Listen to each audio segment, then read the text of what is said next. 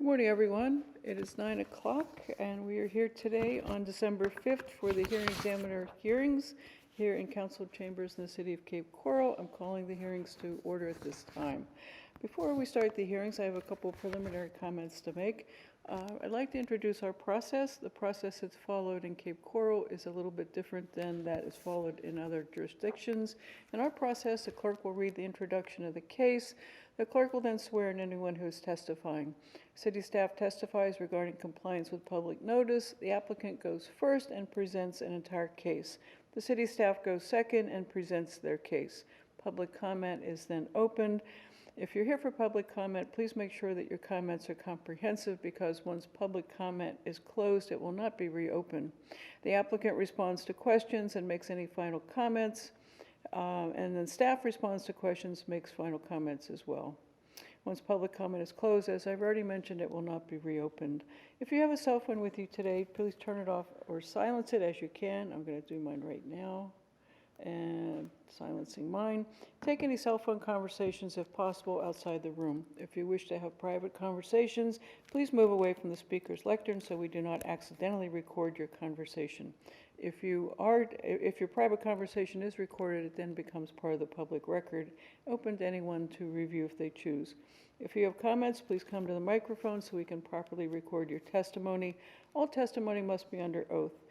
If there are members of the public present today, they're requested to go to the microphone on the podium that is to my left, your right, and it has the same video and audio capability as the microphone that is used by staff and the applicant.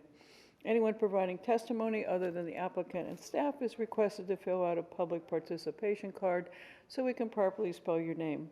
If you wish a copy of the hearing examiner recommendation or order, as the case may be, please provide your email contact information.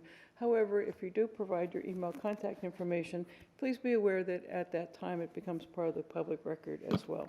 With those preliminary comments, I'm going to turn it over to the clerk to call the first case. Thank you, Madam Clerk. 00004, address 4932 Normandy Court, applicant Waterway Boat Lift Covers Inc., continued from 10/17/23. The owner is requesting a 10-foot deviation from the marine improvement standard established in the Land Development Code to allow a boat canopy with a maximum length of 50 feet. The proposed canopy cover will have a length of 50 feet and a width of 18 feet. The location consists of lots 10, 11, and 12, block 74, unit 6, Cape Coral subdivision. The address is 4932 Normandy Court. Any person given testimony today, if you are able, please stand and raise your right hand. Do you solemnly swear or affirm to tell the whole truth and nothing but the truth? Thank you, Madam Clerk. Good morning. Good morning, Madam Hearing Examiner. For the record, Candace Ford, Associate Planner with the Planning Division here with the City. I am here to confirm that the case was properly advertised. We did post a news classification in the newspaper before the hearing. We did send out mailers to all residents within 500 feet of the site, and then we did post a sign on site as well. Okay, thank you. I will find the proper notice was given. Can we have the applicant up, please? Thank you.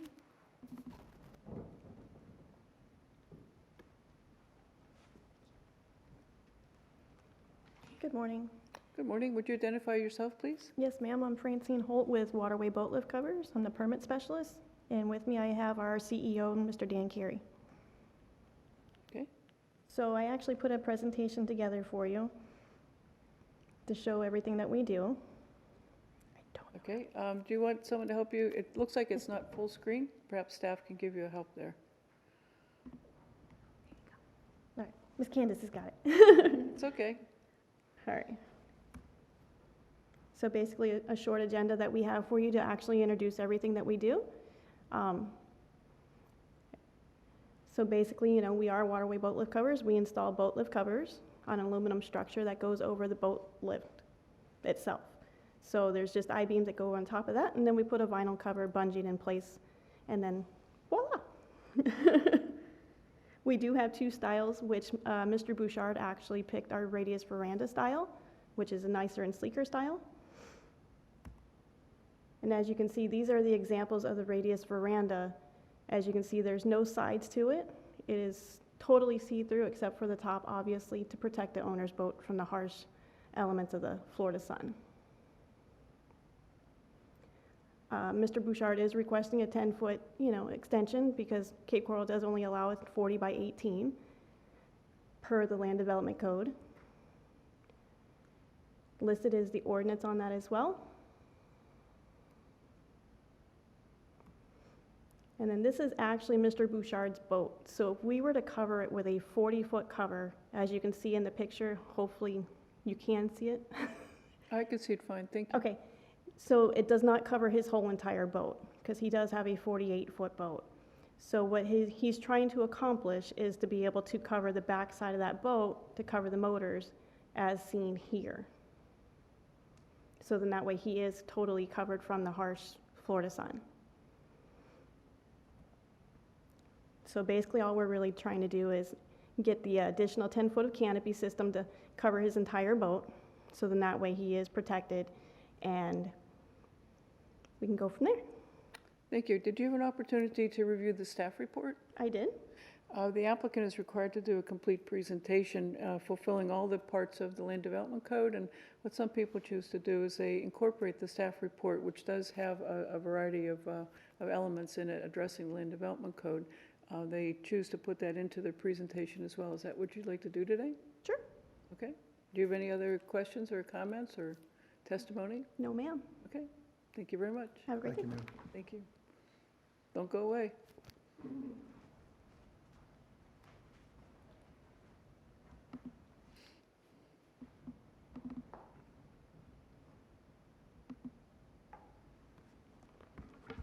Good morning once again, hearing examiner for the record again, Candace Ford, Associate Planner. Okay.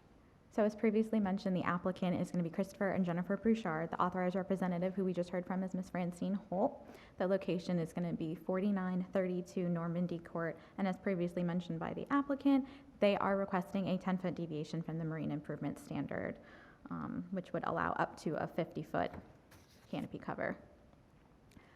So this is an aerial of the proposed location in which they're requesting. And then here is going to be the exhibit provided by the applicant for the scope of work. As you can see, it is a 50-foot long by 18-foot wide canopy cover, and then the orientation of it along their seawall there. They are still meeting the 12-foot setbacks on either side. A little bit of background on the site. It's currently about 17,778 square feet, and it is predominantly residential area of the city. It does abut the Normandy Canal, which is going to be less than 380 feet from the intersection of the Normandy Canal and Binnamie Canal, which you can then take out to the Caloosahatchee River. The site currently, as you previously saw, does have a single-family home with a marine improvement on site that does include a dock and a boat lift. The house was built in 1999, and the dock was originally installed in the house was built in 1998, and then the dock was built in 1999. However, they did get an addition and lift replacement occurring in 2013. So some criteria in LDC section 5.4.11.A.2.B. Some of the factors that we're considering when we looked at this was the design, the size, and the location of the proposed boat canopy. So staff did analyze that. The proposed canopy is not going to extend more than 18 foot into the canal as previously shown on the plan, which would only be about a 23% encroachment into the water body, which is less than the maximum of a 25%. So this isn't going to cause a navigational hazard for boaters or anyone using the canal recreationally. The location of the canopy is still going to provide a 12-foot setback from each property line, which would still allow the neighbors to access and use their current marine improvements on their respective properties. The canopy will not obscure visibility of the canal itself. Per section 5.4.7.B.3, it does allow that no greater than a 30-inch overhang from the dock or seawall is allowed when attached to the canopy. So it's not going to overhang enough to cause visibility issues for neighbor sites. They can still see the canal, and it's not going to prevent any sort of navigational hazard either. So different criteria set in section 5.4.11.8 .2.c this time, the effect the proposed deviation would have on the navigability of the waterway involved. As previously mentioned, it is only going to be a 23% encroachment into the canal. The canal is currently about 77 feet wide. If I can stop you there, I'm not understanding the relevance of section 5.4.11.8.2.c. And the reason I don't understand it is it says, in determining what that section says, in determining whether to approve a deviation request related to marine improvements other than a boat canopy. Now, we are here on a boat canopy, so I'm not understanding how 5.4.11.8.2.c is relevant to this analysis or relevant to my decision. So we just wanted to include it to be all-encompassing, so that's why both sections are included. Well, I think that's not proper, because if I am to consider this section, it doesn't apply to boat canopies. So I'm not understanding what we're doing here. I think our assistant city attorney wants to weigh in. Good morning, John O'Cleary, City Attorney's Office. The factors should be limited to 5.4.11 A1 or A2B would be the factors to consider for boat canopies. Right. So Correct. I agree, the factors for 2C are not relevant to this All matter. right. So go back one slide. Yes, ma'am. So, These are the Oh, relevant. these are the relevant could you go back ones. one slide, Yes. please? Would you go back one slide, Yep, please? these are the 2B that we, No, I understand that. Can you go back one Oh. slide? That's further back than I wanted you to go. Go to the slide that talks about the, 5.4.11.A.2.c. When you just, yeah, I'm going to strike this because it's not Okay. relevant, and any other criteria that are specifically listed under subparagraph C, I'm going to Okay. strike. But go ahead. sure, okay, so then we'll scrap all of that. Okay, so then it's just going to be this one, which we just discussed, regarding the extension into the canal of 23%, the overhang of no more than 30 inches, and then they're still meeting their 12-foot setback on either side. And then planning staff recommends approval with conditions of the deviation. And then prior to hearing examiner, we did not receive any correspondence regarding this. Some of the conditions of approval, so we're gonna approve the canopy cover with the length not to exceed 50 feet as depicted in Exhibit A, which was previously shown. And then the second condition of approval is that the boat canopy shall not extend horizontally more than 30 inches over any dock or seawall to which the canopy is attached. Canopies, attached to marine improvements that are built to the maximum projection may extend up to 30 inches beyond the structure, and that's per section 5.4.7.B.3 of the LDC. The petitioner shall pay to the City of Cape Coral the cost of recording the deviation with the Office of Lee County Clerk of Court, and the city shall record the deviation with the Office of Lee County Clerk of Court following the receipt of the recording fees from the petitioner itself. Is that it? Yes. Your presentation, it does not comply with the Land Development Code requirements, because you're specifically required to address whether or not it's compliant with the comprehensive plan and to present factual evidence to support that. None of your presentation has addressed the comprehensive plan. Do you want to take a couple minutes and augment your presentation so we don't have to come back here a third time? Yes, that's. All right, let's go into recess till 9. Just before, she did address the factors in 5.411 A to B, though. You're just only concerned is the comp plan requirements, correct? That's correct. Thank you. Thank you. Okay, we'll go into recess till 9:30. Thank you. Okay.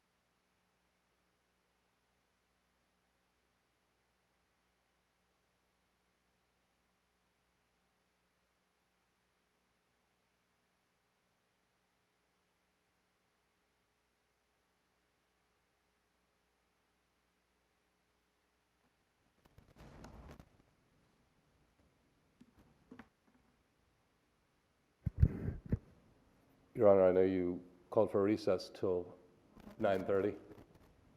Okay.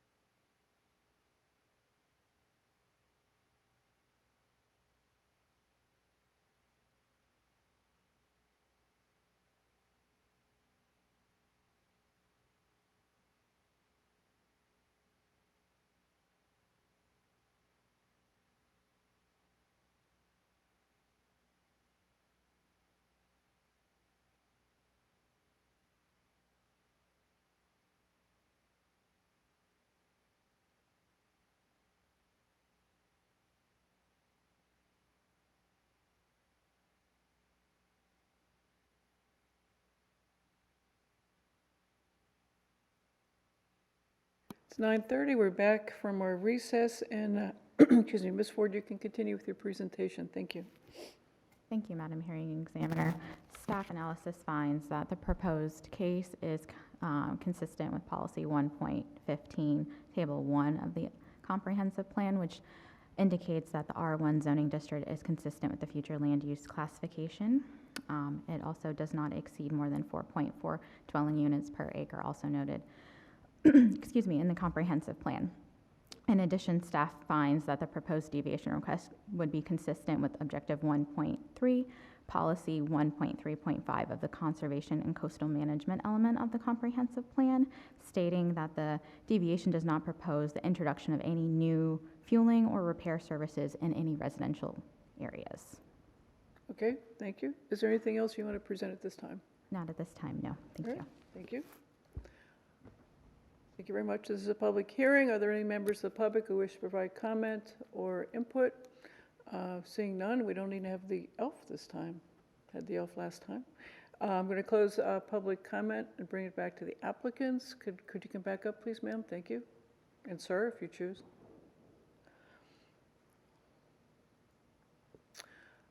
Are you in agreement with the conditions that are recommended by staff? Yes, ma'am. All right. And you've heard the additional testimony by staff. Do you have any additional testimony to present? Not at this time. Do you wish to include staff's testimony into your presentation by reference today? Yes, ma'am. Okay. You answered them all great. Thank you very much. Yes, All ma'am. right. Thank you. Ms. Ford, anything else? No, Madam Hearing Examiner, nothing else. Okay. Well, Thank you. I will go ahead and grant the deviation as requested with the conditions that are set forth in the recommendation by staff. I will get the recommendation out today. I know you folks had a continuance from a prior hearing, so I'm sure you're anxious to move forward. And as we often say, time is money, and I will do my very best to get you what you need today. All right, thank you. Closing hearing at this time. Moving on to the date and time of the next hearing. Our next hearings will be on Tuesday, December 19th, 2023 at 9 a.m. here in council chambers. We stand adjourned at 9:32 a.m. Thank you, everyone. Thank you, Kim.